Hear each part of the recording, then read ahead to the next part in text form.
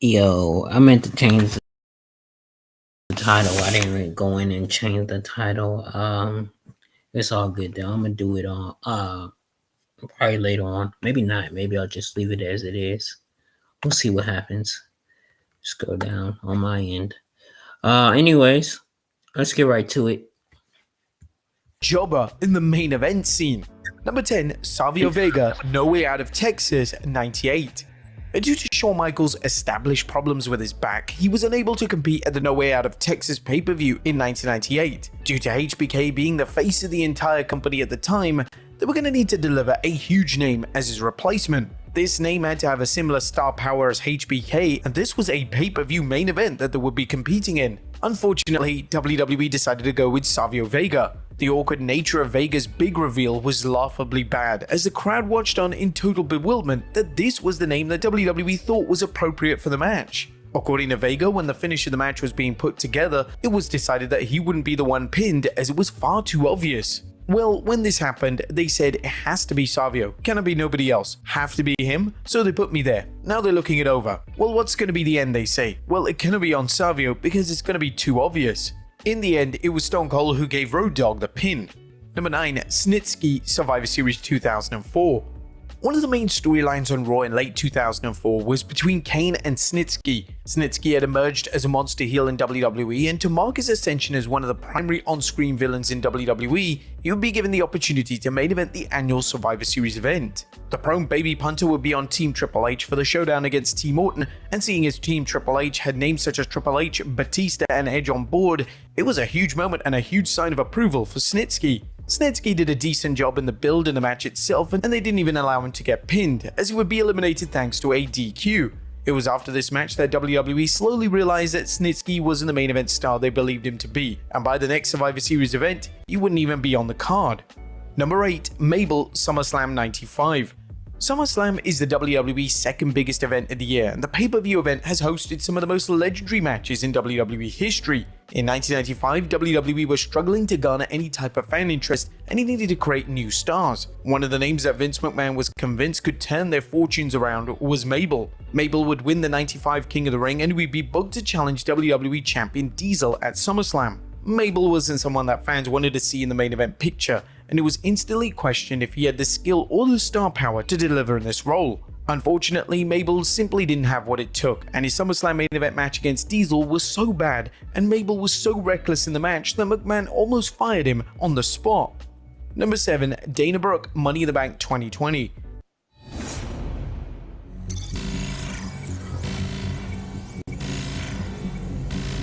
The Money in the Bank match is usually prone to giving lower card talent a chance at superstardom. Whilst this type of booking is encouraged and celebrated, the names included in the annual matchup must be a talent who fans actively want to see moved up the card. In 2020, due to the COVID-19 pandemic, the men's and women's Money in the Bank matches took place simultaneously at WWE HQ. One of the names that was featured in the women's match was Dana Brooke, which seemed like an odd fit as nobody expected Brooke to win the match. Brooke main eventing a pay-per-view was unique to say the very least, yet this was 2020 WWE in the middle of a pandemic where they would do anything and everything to generate some kind of interest. Number 6, Lacey Evans, Extreme Rules 2019. It's well documented that the WWE product wasn't in the best place in 2019. Vince McMahon had completely lost his way as a booker, and the majority of the shows were either frustratingly bad or just simply boring. One of the more questionable pay-per-view main events from this time was the main event of Extreme Rules 2019. McMahon would book Seth Rollins and Becky Lynch to take on the duo of Baron Corbin and Lacey Evans. Evans had only been on the main roster for a few months, and it was crazy that she was already main eventing a major pay-per-view. This booking move led to instant criticism, as some fans were questioning if Evans was even ready for the WWE main roster, never mind a major match on pay-per-view. Number 5, Farouk, King of the Ring 97. WWE were slowly turning the corner in 97 as they were embracing elements of the Attitude Era, and the fans were gradually switching the product back on for the first time in years. But they were still struggling to create a thriving main event scene. The main event of the 97 King of the Ring saw The Undertaker defend the WWE title against Farouk. Now, Farouk is without a doubt a legend of wrestling, yet in 97, nobody was pushing to see him in a title match in the main event of a pay-per-view event. The match was passable, yet the only purpose of the match was to further the other storylines, most notably the ongoing story arc between the Dead Man and his longtime manager Paul Bearer. Number 4. Jinder Mahal, Backlash 2017. Following WrestleMania 33, WWE decided to go in a wild and unexpected direction with their main event scene on SmackDown. Jinder Mahal, who'd been a jobber in WWE, was suddenly going to be thrown into the main event picture, and he was going to main event the 2017 Backlash pay-per-view. This move led to extensive criticism, and when WWE made the call to crown Mahal as the new champion, a portion of the audience turned their backs on the WWE product. Mahal would then main event numerous pay-per-view events throughout 2017, and whilst he did the best job he could in a difficult role, WWE ultimately set him up for colossal failure. Number 3. Michael Tarver, SummerSlam 2010. The wheels would begin to fall off the Nexus storyline in 2010 SummerSlam event. While SummerSlam should have been the group's defining moment, Team WWE would end up defeating the faction, and this led to the group losing the majority of the momentum. The Team Nexus vs Team WWE match is interesting to examine, as numerous names got to main event a blockbuster show SummerSlam. One of these names would be Michael Tarver. Tarver never truly achieved anything of note outside of the Nexus faction, and this main event match at 2010 SummerSlam event was arguably his biggest moment in WWE. Number 2. Mike Knox, No Way Out 2009.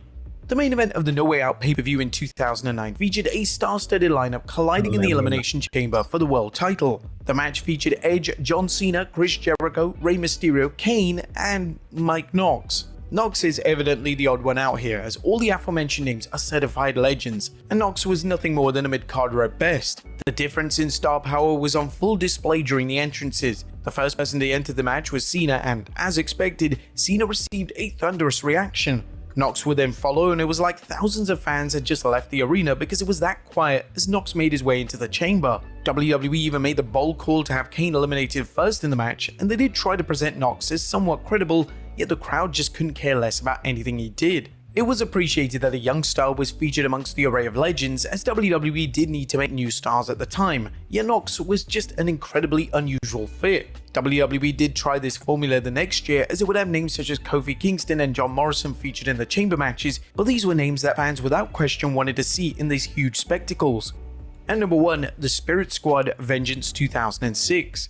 Whenever WWE makes the call to have a non-world title match main event at pay-per-view, it always leads to controversy. Some fans believe that the world title should always be the pay-per-view main event, as after all it's the top prize in the company and WWE should present it as such. One of the times that WWE believed a match was bigger than the world title was in 2006, specifically at the Vengeance pay-per-view. DX had just reformed and they were to take on the comedic stable known as the Spirit Squad on pay-per-view. Whilst it was wonderful to see DX back together, did their match against the Spirit Squad need to be in the main event slot of the pay-per-view? The WWE title match on the broadcast was Rob Van Dam vs Edge, and this could have easily been placed in the main event slot of the show. The interesting thing about the marketing for the show was that whilst DX was heavily promoted, the poster for the pay-per-view featured a face-off between Edge and John Cena, and simply had a DX logo spray painted over it. In this promotional poster, Cena had the WWE title, so it looked like the initial plan for the show was another match between Edge and Cena for the WWE title.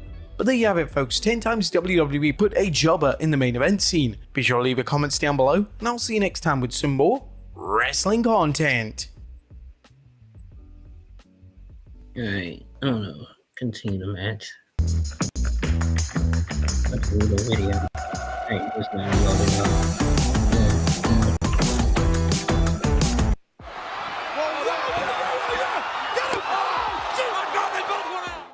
Botches that made a WWE match better. Number 1. The glass won't break. Shane McMahon vs Kurt Angle, King of the Ring. Now say what you want about the disappointing WCW ECW invasion angle, but that story did provide us with several gems. If you've never even seen Kurt Angle vs Shane McMahon, you've seen plenty of video packages of Kurt suplexing Shane through the glass. This was a botch as the glass didn't break on the first try, so Kurt Angle continued to use the suplex until it did. What the botch did was elevate Shane McMahon's character. We knew that he wasn't in the former WWE Champions League, but Kurt doing the belly-to-belly spot over and over again made him come across as a scrappy, never-say-die wrestler, which is a great component to have in these types of matches. Suddenly, it didn't seem like Kurt had the match easily won because of the toughness of Shane McMahon, and they had fans on the edge of their feet throughout the remainder of it. Unpredictability is wrestling's biggest component, and while it's harder to be unpredictable in today's landscape, having this shroud of mystery creates intrigue and interest among the fans. Though Shane lost, he earned some newfound respect by taking so much legitimate punishment. Number 2, RVD crushes Triple H's throat, the Elimination Chamber match for the World Heavyweight Championship Survivor Series 2002.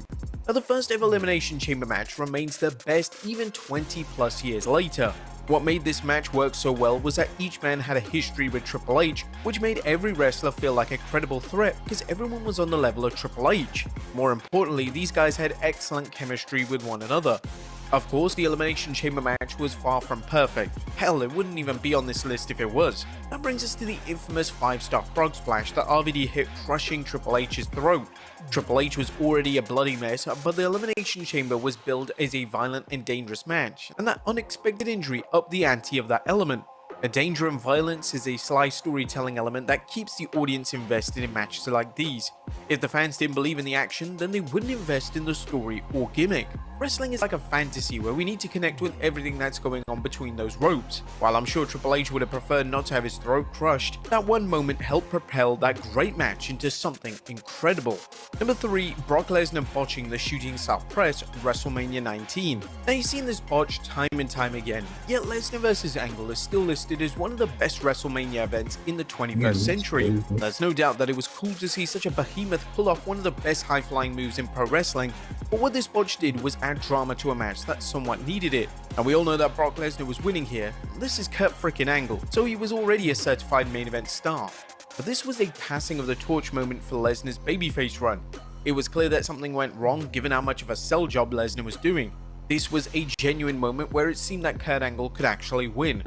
Sure, the illusion was crushed 10 seconds later when Brock Lesnar hit his third F5 and pinned Kurt, but that botch gave Lesnar a vulnerability that was missing throughout the match. Without that botch, it still would have been a great match, but it elevated into something far more memorable because it added drama and characterization to a story that felt extremely predictable.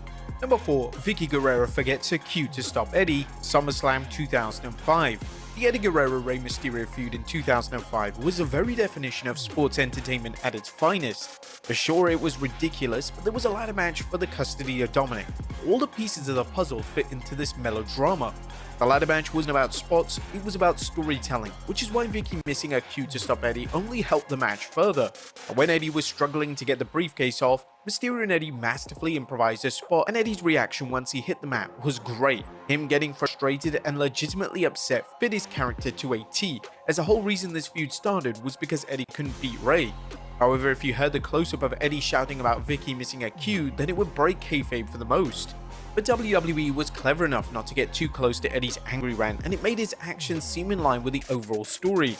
An incredible and emotional ladder match that managed to overcome the silliness of its soap opera angle. Number 5, Sim Snuka fails to catch The Undertaker, WrestleMania 25. Now, The Undertaker vs Shawn Michaels is a flawless match. Granted, Sim Snuka may not feel that way because it was a match that got him fired, but the botched dive from Taker onto the cameraman helped heighten the drama between the two veterans. Now, for those who don't know, Sim Snuka played the cameraman and he was supposed to catch The Undertaker. He didn't, and it took some time for the WWE Hall of Famer to recover. But what this one botch did was allow fans to soak in the story of this amazing match and buy into Shawn Michaels beating The Undertaker, consequently breaking the streak. Now, that long countout was a nail-biting moment because of how real that incident felt. We as fans didn't know that it was a botch, but the sell was so brilliant that it was easy to buy into the notion that Taker had nothing else to give. Every fall after that botch had fans on the edge of their seats until Taker finally got the 3 count. The right botch can elevate any good match, especially when you have strong in-ring technicians like Shawn Michaels and The Undertaker. Number 6, Cesaro breaks his front tooth, No Mercy 2017. But whether it's Tyson Kidd or Sheamus, it seems like you can't do any wrong putting Cesaro in the tag team division. WWE's makeshift tag teams rarely work, but the bar had excellent chemistry with one another. Most importantly, they could go between the ropes. Of course, Dean Ambrose and Seth Rollins are no slouches either, and these two had a banger at SummerSlam. And even though it was clear that Ambrose and Rollins were going to retain in their No Mercy rematch, the tag match got better once Cesaro Did you know that the vast majority of self-published books don't sell more than a few copies?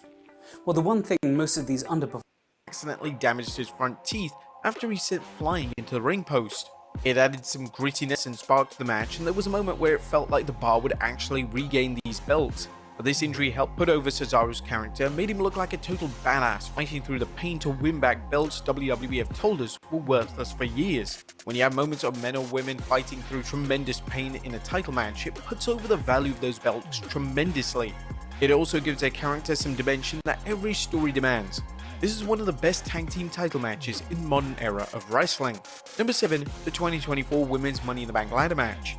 The 2024 Women's Money in the Bank ladder match is a continuous car crash you can't turn your eyes away from. It's fast and filled with botches, but for some odd reason, these botches actually worked in favor of the match. Ladder matches are no stranger to botches, especially when it's multiple men or women in a match. Those botches tend to come from overly complicated spots and dealing with multiple people in a chaotic situation. The 2024 Women's Money in the Bank ladder match works so well because nothing feels contrived and fake. The botches bring out the realism in wrestling, and there's never a point where any of it ruins the flow of the match. And that said, it doesn't mean the entire match is filled with botches, as there are a couple of memorable sequences, including the excellent ending of Chelsea Green being pushed off the ladder by Tiffany Stratton. Is it the best ladder match you'll ever see? Well, not even close, but it's a great example of a chaotic match that works well in its own way. And number 8, Drew McIntyre has accidentally busted open Hell in a Cell 2024. Now this is the match that made Hell in a Cell cool again. Now don't get us wrong, we've had several gems like Triple H and Taker and Edge and Taker, but the concept itself has been destroyed by the stupid gimmick pay-per-views that weaken Hell in a Cell's reputation.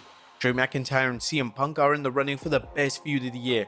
The promos and storytelling were top-notch, and their final match ended on a superb note. However, the botch comes from McIntyre being busted open by a toolbox. Now, according to rumors, Punk was the only one who was supposed to bleed, but McIntyre's bleeding further cemented just how personal this feud was, and it backed up Punk's mental state leading into the match. More importantly, it brought back the danger and violent element of the Hell in a Cell that's been missing for quite some time. Blood can be a powerful storytelling tool when it's used correctly. Since it's rare to see color in the WWE these days, it makes a match or segment stand out when it actually happens. But there you have it, folks, 8 botches that made a WWE match even better. Be sure to leave your comments down below, and I'll see you next time with some more wrestling content. Alright, thank y'all for watching.